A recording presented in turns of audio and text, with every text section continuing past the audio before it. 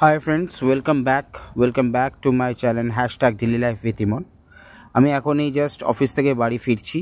আজকে শুক্রবার, তো এখন আমি দাঁড়িয়ে আছি মা ফ্লাইওভারের ওপরে।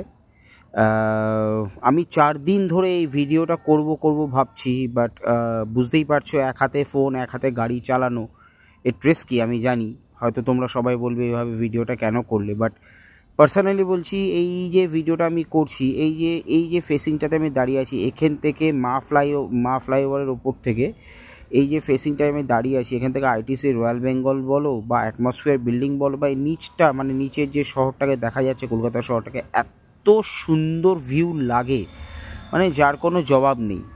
তো রিজন বিং, আমি ভাবলাম যে আমার যখন এত ভালো লাগছে, তোমাদেরও হয়তো খুবই ভালো লাগবে। তো তোমরা ভিউটাকে এনজয় করো। আমি এখন গাড়ি চালাচ্ছি।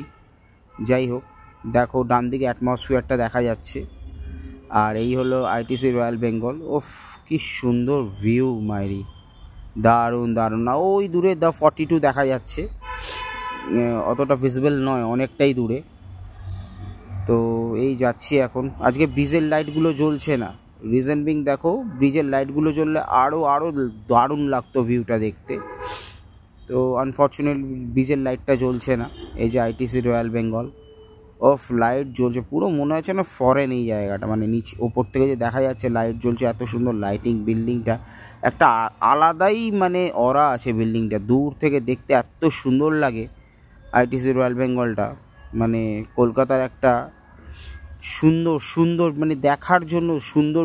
হ্যাঁ, এবং হোটেলটা খুবই সুন্দর, খুবই ভেতরে খুবই সুন্দর ইন্টেরিয়ার। আমার কোনো দিন যাওয়া হয়নি, বাট ইচ্ছা আছে যাওয়ার, দেখা যাক কবে যেতে পারি। আর ওইদিকে তো অ্যাটমসফিয়ার বিল্ডিংটাও দেখালাম। তো অ্যাটমসফিয়ার বিল্ডিংয়ের একটা বড় বৈশিষ্ট্যতা হচ্ছে যে অ্যাটমসফিয়ার বিল্ডিংটা দুটো বিল্ডিংয়ের মাঝখানে এই যে গার্ডেনটা দেখা যাচ্ছে, এটা দুটো বিল্ডিংকে কানেক্ট করে, এবং এটা পুরো গার্ডেনটা হ্যাঙ্গিং গার্ডেন, যেটা সব থেকে একটা আলাদা মানে কি বলবো, পার্সোনালিটি দেয় এই বিল্ডিংটাকে, যে এই দুটো বিল্ডিংয়ের মাঝখানে যে গার্ডেনটা পুরোটাই হ্যাঙ্গিং, এবং খুব সুন্দর একটা ভিউ লাগে ব্রিজের ওপর থেকে এটাকে দেখতে। এবং এই যে নামার সময়ও ভালো লাগছে দেখতে। বিল্ডিংটা একটু বাবলিং হচ্ছে, কারণ ব্রিজটা এই নামার সময় রাস্তাটা একটু খারাপ, বুঝতেই পারছো। এক হাতে ফোন ধরে গাড়ি চালাচ্ছি। আমার গোপ্রো এখন আমি কিনবো।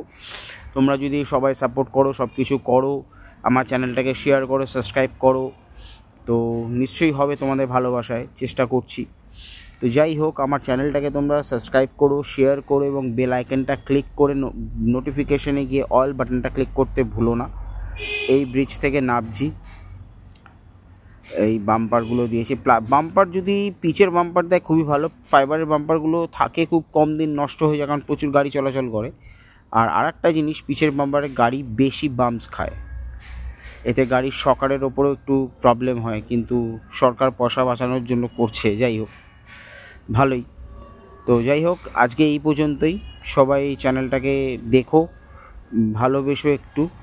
বড়দের আমার প্রণাম এবং ছোটদের আমার আশীর্বাদ। তো দেখা হবে নেক্সট ব্লগে। Take care, bye bye, and কি আর বলবো, সত্যি। যাই হোক, তোমরা একটু সাপোর্ট করো চ্যানেলটাকে। Tata, take care.